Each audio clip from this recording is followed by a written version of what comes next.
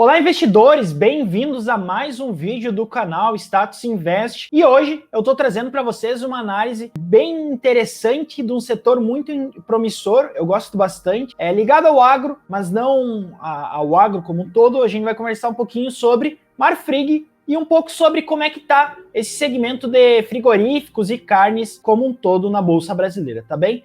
Então, antes de começar, eu peço para vocês, se inscrevam no canal, assim vocês não vão perder nenhum vídeo, nenhuma análise, vocês vão ficar por dentro de tudo que está acontecendo no mercado e poder aproveitar essas oportunidades que o mercado nos traz.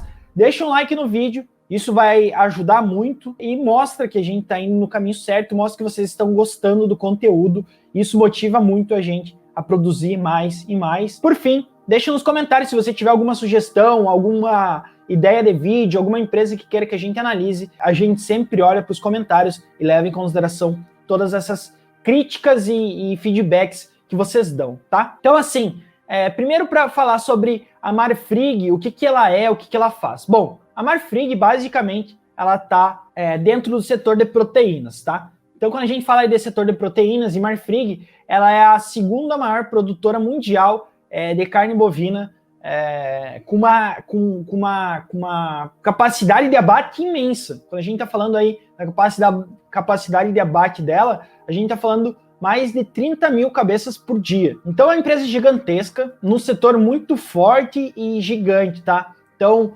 só para vocês terem uma ideia, a Marfrig, grande parte da receita da Marfrig vem dos Estados Unidos da América do Norte, tá? Não só dos Estados Unidos, mas principalmente da América do Norte. 3/4 da receita deles vem de lá. E aí, quando a gente fala de hambúrgueres e coisas assim, eles são uma das principais empresas do mundo, num dos principais mercados do mundo. Os Estados Unidos é um dos países que mais consome carne per capita. Então, a quantidade de carne per capita que os Estados Unidos produzem é uma das maiores do mundo, tá? E aí existem outros drivers que são acelerados, que estão acelerando esse processo. Eu vou comentar para vocês ao longo do vídeo, tá? Então vamos dar uma olhadinha na Marfrig. O código dela é MRFG3, tá? Marfrig. A cotação dela, a partir de 2019, ela começou a desenvolver alguns projetos, aumentar o número de abates, começou a revender, vender mais carne e crescer. E aí a cotação acompanhou, tá? Quando a gente está falando de Marfrig, tem um fenômeno muito interessante. Então, a China, há alguns anos atrás, 2017, 2018, a China basicamente lá, o que se produz muito, o que se come muito, são porcos, tá? Então a carne suína lá, ela é muito consumida. O que ocorreu alguns anos atrás é que teve alguns incidentes com os porcos, algumas doenças e coisas assim, e matou grande parte do rebanho. Então, e aí, como o rebanho ele diminuiu, houve uma substituição entre a carne de porco pela carne de gado. Existem alguns outros pontos interessantes nisso, que não foi só essa questão da morte dos porcos que causou isso. Existe uma correlação aí entre PIB per capita e consumo de carne, e aí, como a China tem aumentado o seu PIB per capita e coisas assim, eles começaram a consumir mais carne, começaram a ir no McDonald's, consumir mais hambúrguer, e isso acaba impulsionando o mercado da Marfrig, tá? Então, começar uma análise sobre o Marfrig, eu acho que a primeira coisa que vocês têm que saber sobre o setor de carnes, antes de qualquer coisa, é que é um setor alavancado, tá? Quase todas as empresas do setor são muito alavancadas e tomem cuidado com isso. Eu acho que é uma coisa que poucas pessoas falam sobre a questão da alavancagem. Então,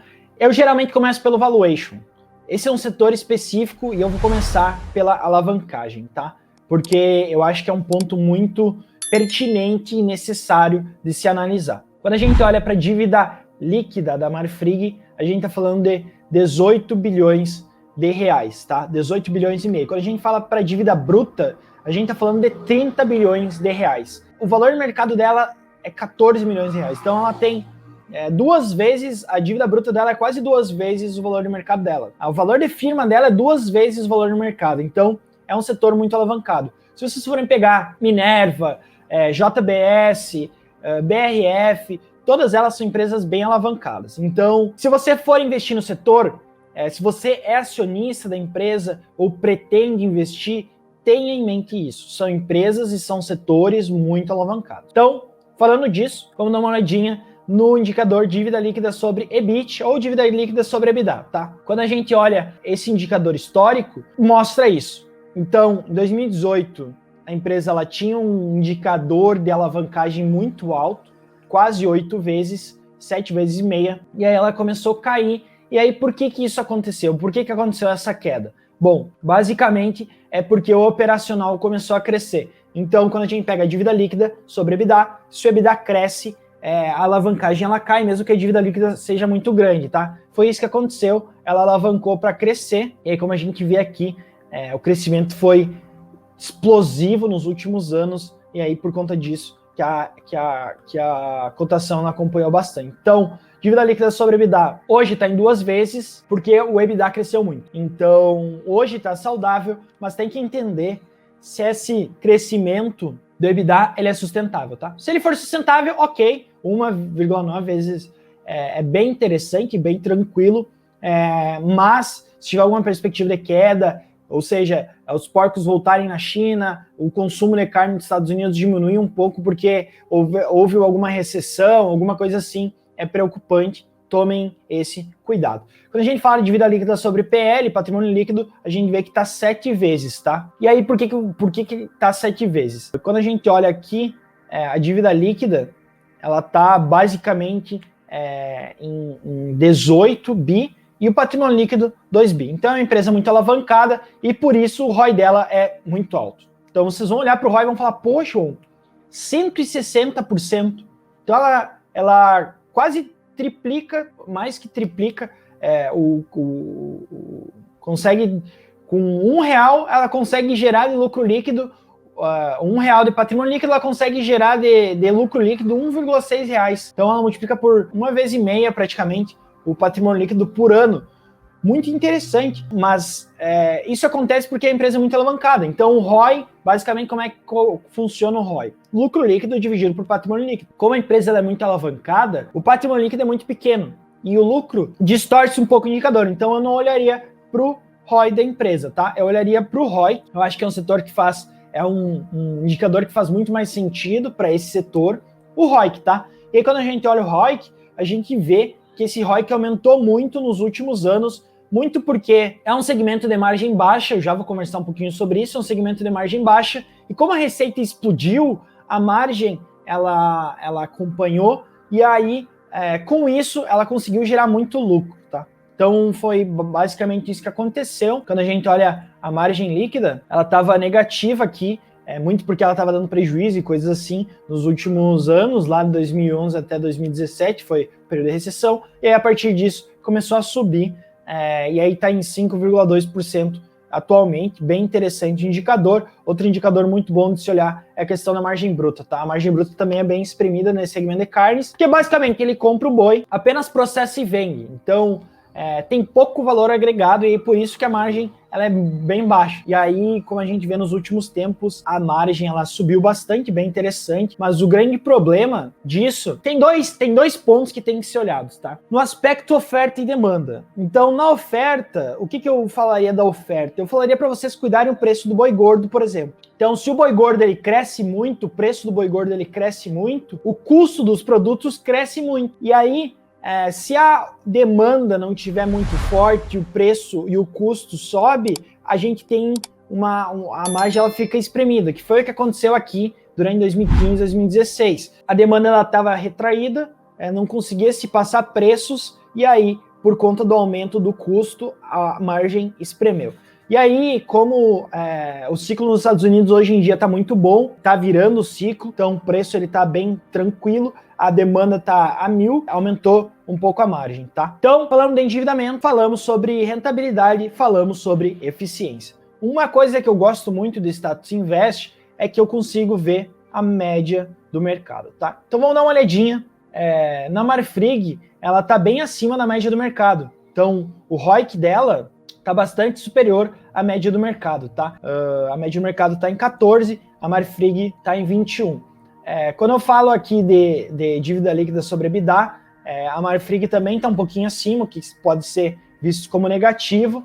Então, tomem cuidado com isso. A Marfrig é uma empresa bem alavancada, tenham em mente esse ponto. Eu estou frisando ele porque empresas alavancadas, quando o ciclo é muito bom, é ótimo. porque ela consegue gerar valor, tá tudo subindo, tudo lindo. Quando o ciclo vira e a empresa tá alavancada, é muito complicado, tá? Então, tomem cuidado. Bom, então falamos sobre endividamento mais uma vez, porque eu acho um ponto muito importante e eu acho que tem que ser frisado, tá? E aí, finalmente, vamos dar uma olhadinha em valuation. Quando a gente olha o PL, o preço sobre lucro, ele está muito atrativo. 3 vezes, 4 vezes. Quando a gente pega o histórico, a gente vai ver que o PL está negativo por muito tempo por conta do prejuízo que ela deu no passado, e aí isso acaba baixando a média. Então, não é um bom indicativo olhar o PL de Marfrig ou de qualquer empresa do setor de proteínas, tá? Eu prefiro outro indicador, eu prefiro muito mais o indicador EV/EBITDA, que também está próximo de 3 vezes e está abaixo do seu valor histórico, tá? E aí tem outros fatores que fazem eu levar em conta o EV/EBITDA, que eu dou um prêmio para quem acertar. Por que faz mais sentido olhar o EV/EBITDA do que o PL? Tempo, brincadeira. Eu gosto muito do EV por conta da dívida. O EV, ele leva em consideração a dívida líquida da empresa. E como isso tem um grande peso, eu gosto bastante de olhar para esse indicador como indicador de valuation, tá? E aí, eu também vou dar uma olhadinha nesse indicador em relação à média do setor. Quando a gente eu vou pegar algumas empresas aqui para comparar. Eu acho que a Minerva é um bom ponto de comparação, a JBS é um bom ponto de comparação, tá? A BRF, ela atua na proteína, mas é frango, então vou deixar um pouquinho de lado. E aí, quando eu pego esses indicadores, eu vejo que a Marfrig ela está mais barata que as outras duas empresas do setor, que também estão bastante descontadas. Ótimo, perfeito. E aí, só para mostrar para vocês sobre aquela questão do endividamento que eu comentei, quando a gente pega a dívida líquida sobre EBIT, a gente vê que as três estão bem alavancadas. Mesma coisa para a dívida líquida sobre EBITDA. As três, elas também estão bem alavancadas, tá? Então, é um segmento que o pessoal trabalha bem alavancado. Tomem cuidado quando o ciclo vira, né? Como eu mencionei. Então, para finalizar, vamos dar uma olhadinha nos dividendos. Então, tem pessoas no canal que gostam muito de dividendos, assim como eu gosto bastante. E aí, quando a gente está olhando os dividendos que a Marfrig paga, ela teve muito prejuízo no passado. E aí ela não pagou nada de dividendos, ela pagou um pouquinho em 2020, mas não é uma empresa de dividendos. Então, se você gosta de dividendos, quer dividendos, talvez Marfrig não seja a melhor pedida. E aí eu finalizo mostrando a DR simplificada, que mostra muito a transformação que a companhia sofreu. Ela estava aí desde 2011 até 2016, 2017, com uma receita lateralizada, ou seja, não tinha crescimento. Ela começou a crescer em 2018, 19 e 20, e aí, como a gente pôde ver aqui, a cotação, ela acompanha muito bem isso, tá bem? Então, seria isso que eu queria passar sobre o Marfrig para vocês. Deixe nos comentários se você já entendia do setor, se você gostou dessa dinâmica de comparar a Marfrig com outras empresas do setor, ou qualquer outro feedback que você tenha para nos dar. Isso é essencial para a gente melhorar o canal. Deixa o like se você gostou do vídeo, se você já queria entender um pouquinho mais sobre o setor de proteínas, se isso ajudou você.